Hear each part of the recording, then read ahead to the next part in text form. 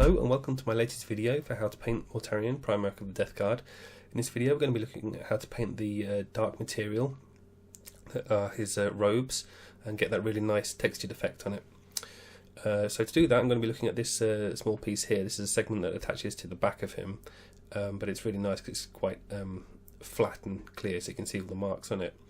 I'm starting off over a black primed base coat. The primer was Vallejo model colour, but again any black primer will do really. And I'm using Vallejo German Grey, and I'm just kind of scrubbing the paint on there in a sort of a stipply, rough fashion. It doesn't matter too much where you apply it. Try not to get any obvious patterns. So what you might find is that it's easier to rotate the brush a little bit just to prevent any build-up of marks, because the bristles tend to be in the same direction. If you keep applying them over and over, then you'll sort of build identifiable patterns on the model. I also have some neutral grey on the brush now. You can see the brush itself is quite big and stiff. So here it's a little bit more of a dry brush type effect, and you can see it's just picking out a few more of the details, and it's it's looking quite dry brushed. I'm not doing it completely like a dry brush because I do want those heavy marks on there. So normally if you're dry brushing you take off the paint quite severely. You can see there the paint was obviously still wet when I applied it at the very base area. It's getting almost like a stone effect at this stage. And the idea is that it's lighter at the bottom, so to show that the edges are more kind of worn and weathered. So it's darker at the top, lighter at the bottom. And there's the brush that I'm actually using for this effect at the moment. So it's an old Games Workshop dry brush. Don't worry, you don't have to use one of those. Any old brush will do. But that brush is probably 20 years old or something. So now I'm using a size 00 Artist Opus. You don't have to use Artist Opus. Just a fine brush of any sort will do. But I'm using one with quite a fine point. You can see that I haven't cleaned it that well. There's green still on the bristles there, but as long as the point's pretty neat, you'll be alright. So now I'm using Sotek green, which as you've probably seen in previous videos, the green looks very blue. It does have a green tint to it though. And now the idea is to carry on with those marks that have been applied, but it's to now make them look more fine. So you're putting kind of combinations of scratches and dots, and still using kind of the scribbling kind of effect, but because it's only a very small brush, it's making much smaller marks.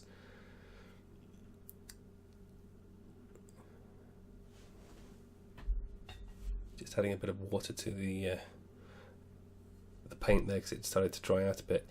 You do want the paint fairly thick for this. I'd say something like single cream, because you want to make quite strong marks when you apply it. Test it a little bit. If it's too thick and it's actually leaving kind of raised marks on the model, then it's too thick obviously. But don't have it so thin that you're just kind of putting down transparent layers. You do want the marks to be kind of fairly opaque. And as you apply, all you see as I apply the brush, I'm doing quite a few marks. So it starts off and the marks will be very opaque because you have the most amount of paint on the brush at that time. And as you carry on, I'm still doing the same marks, but the marks are getting smaller and smaller just because there's less paint on the brush. So it's giving you quite a nice variety of marks. When you're applying these marks, also pay attention to the surface. If it's a raised area, then you want it to be lighter with more marks on, and if it's a recessed area, much fewer marks, just so that it's kind of building up that three-dimensional look, so it gives it some depth. But I mean, don't be afraid to get some marks into the recesses, because those areas will be glazed over later on, so it'll kind of neaten up more. Apologies if my voice sounds a bit strange.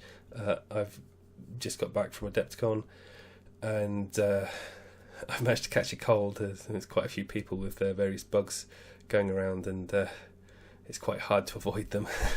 So now I'm one of the plague bearers.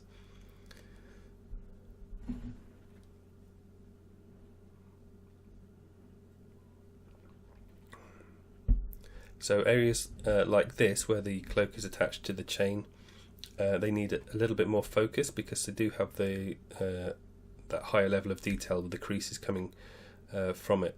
Now, of course, at this stage there's still more brighter colours and lighter colours, to add that will still enhance the detail levels and focal points on the cloth, but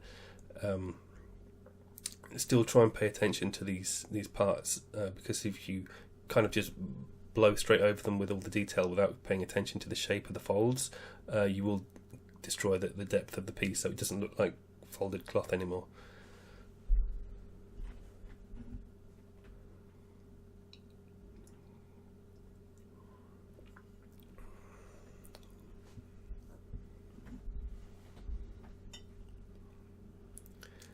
So here you can see most of the cloth has now been covered with the Sotek green. Now I'm doing a mix with Sotek green and a small amount of Ceramite white added. It's around about 2:1 green to white, but just be a little bit careful. If you see on the wet palette there, I've got the white and Sotek green mix, and then to the right of that is some pale grey blue from Vallejo model colour.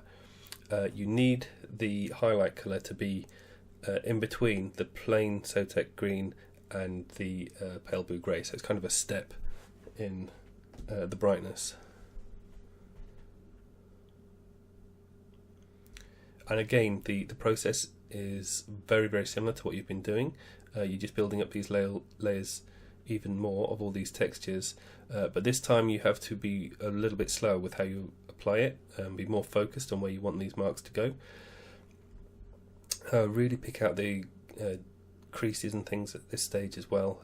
So you can see there's that sharp line that goes straight down the middle, but that has to be blended in a little bit.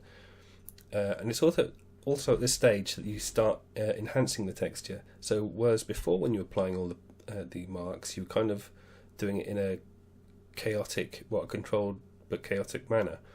Now you're actually looking for those marks that you previously applied, and you're enhancing them. So you'll see a little area where there'll be dark patches and things like that, and you just highlight the under edge and just pick them out, so it actually looks like there's depth and texture on the model. It's not just a case of scrubbing the paint on there. I'm actually looking for all sorts of little marks that I've already applied, and then picking them out to be more like three-dimensional shapes.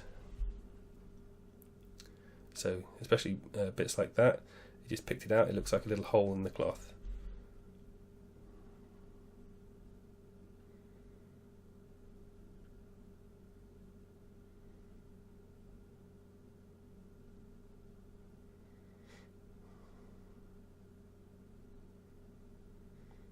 It's at this stage as well that you have to be really careful about putting marks in the recesses, because it's going to be a super high contrast. So this works much better applying the textures on top of the previous textures, in it's layer upon layer, and you're kind of refining into a smaller area those highlights, while still picking out the odd bit that goes in towards the recess. But if you go into the darkest areas, the contrast is going to be really, really bright. Which will then stand out starkly and be much harder to work with. Of course, again, like I said, it's going to be glazed over, but it just means that you'll have to do more glazes, which risks then removing some of the other texture that you've put on.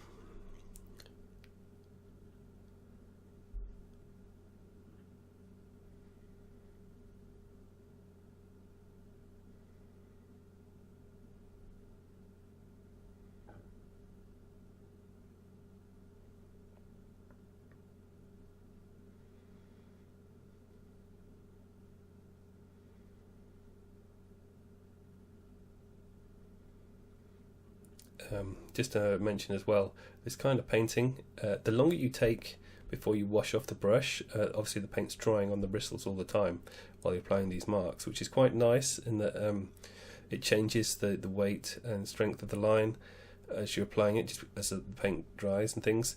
But the drier the paint gets, the more friction that you're applying to the tip of the brush, and this will rapidly wear down the bristles on your brush basically.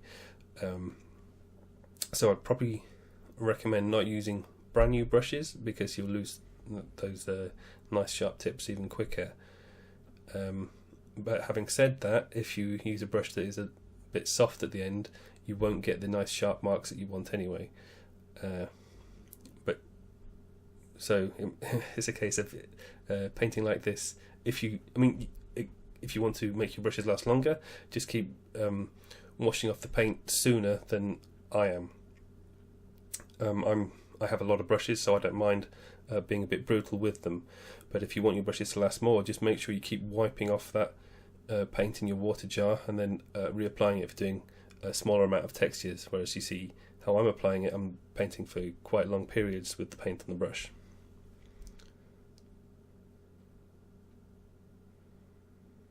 But it does obviously have the benefit of being much quicker.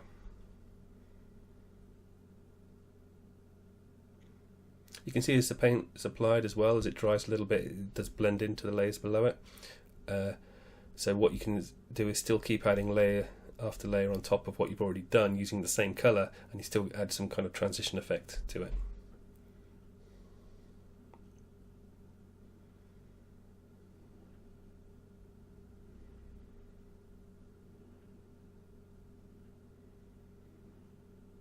So now we're up to pale blue grey. And this is the final highlight colour, and again it's exactly the same process as I've already been doing, but you have to be much more delicate with where you put the marks now, because it is a very it's a heavy paint. It will make a really strong mark when you apply it anyway, and the more of this you apply, it kind of has the opposite effect of what you want. So you just want to pick out small areas, and those areas will pop out with the detail. The more of that you do, those areas then pop out less because there's too much light all over the section. So it's less is more. And there's another bad thing that I've done actually on the brush. I've got paint all the way up to the ferrule. Don't do that. You get paint in the ferrule, it makes and when it dries there, the bristles will kind of not stay together anymore, and it's quite hard to get the paint out of the ferrule.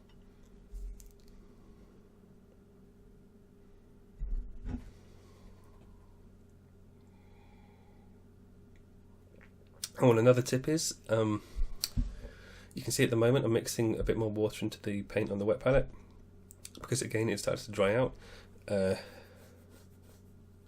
And what I'm doing is actually using an old mixing brush, which is just a brush that has worn out, that I no longer find a use for painting. So don't use your standard brushes for mixing paint, because it will wreck them.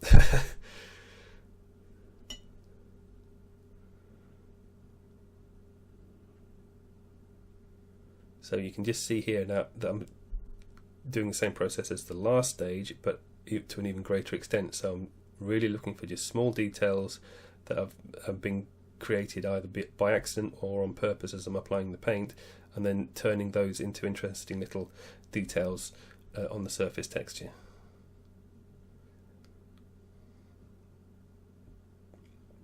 And again, focusing in on the edges of areas and bits that would have been worn a little bit more.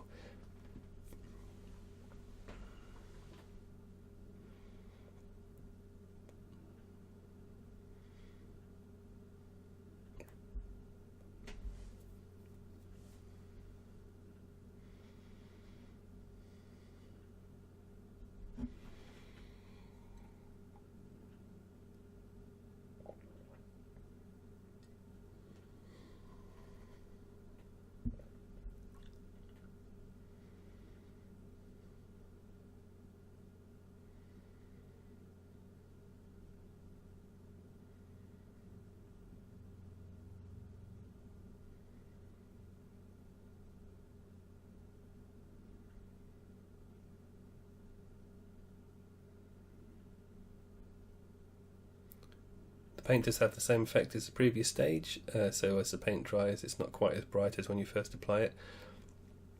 So again, you can do some layers, but don't fall for the thing where you think, oh, it's the paint's being duller, so you apply a lot more for the next stage, or you apply it as a thicker mark, because it will still make that strong mark. It'll just look duller as it dries.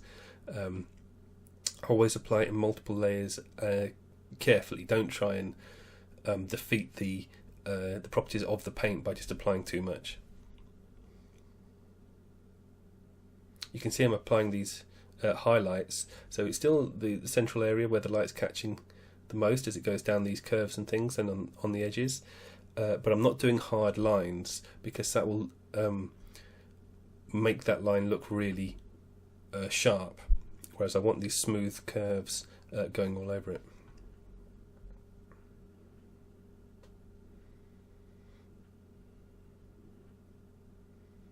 So you can see there how the first mark that I made was quite a thick line on that section, and then I added more paint around it and just kind of spread out the texture as I went down it, and it made it look more of a nice blend.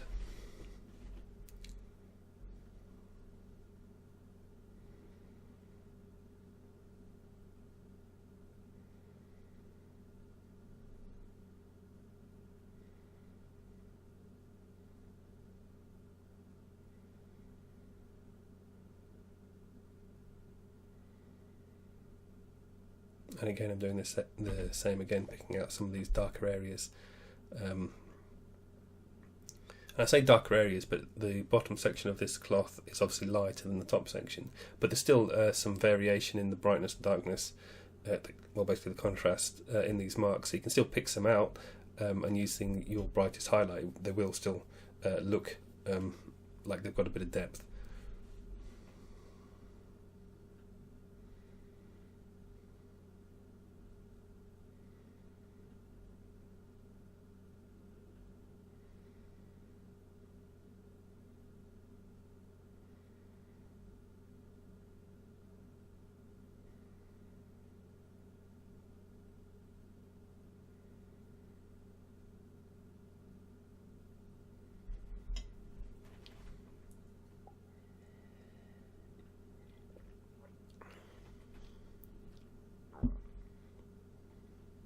So the further up that I go, the more careful you have to be when you apply these highlights and these upper sections, because obviously the contrast is much higher, so they stand out a lot more.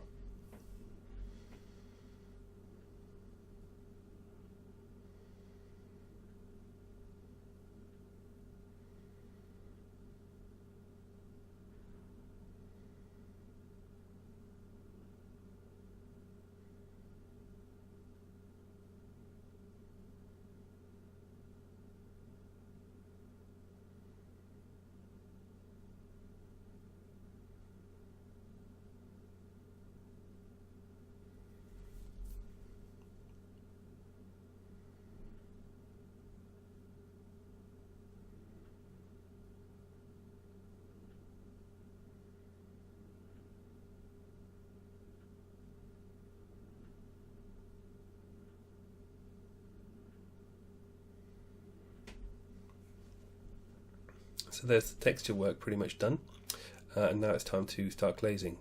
I'm using Abaddon Black for a start, and this is going to go in all the recesses.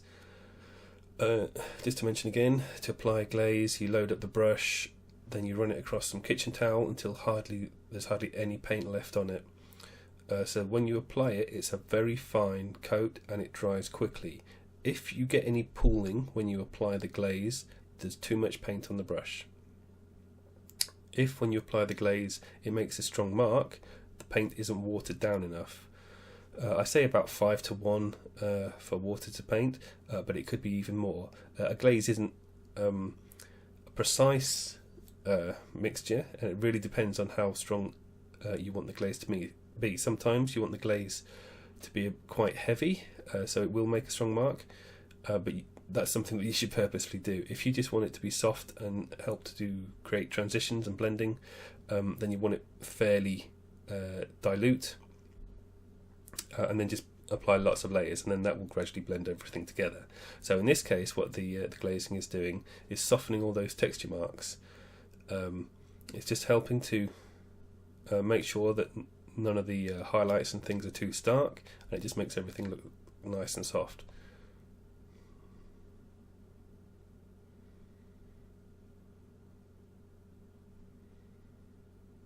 The important thing when applying a glaze is try not to go over the area that you've painted too much. If it starts to dry, and then you apply the paintbrush over that area again, you're going to lift off some of the paint while some will still be dried. Then you get kind of like a coffee stain effect, and that's kind of defeated the whole object of glazing for creating the smooth finish. Of course, if you want that kind of effect, that coffee stain effect all over, then it's that's exactly how you do it. And it could be nice for creating stains on cloth and things like that.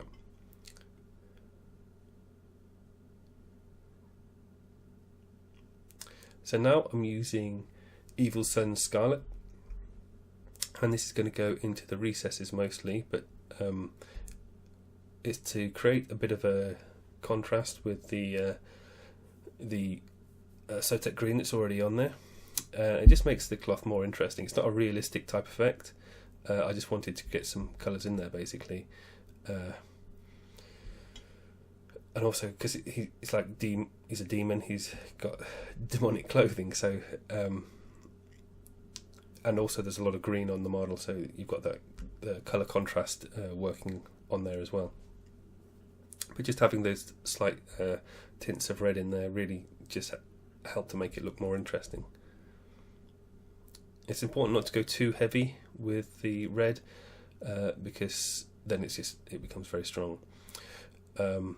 There's the final image of Mortarion. It's obviously taken quite a while to complete, but I'm just happy to get him out of the way now.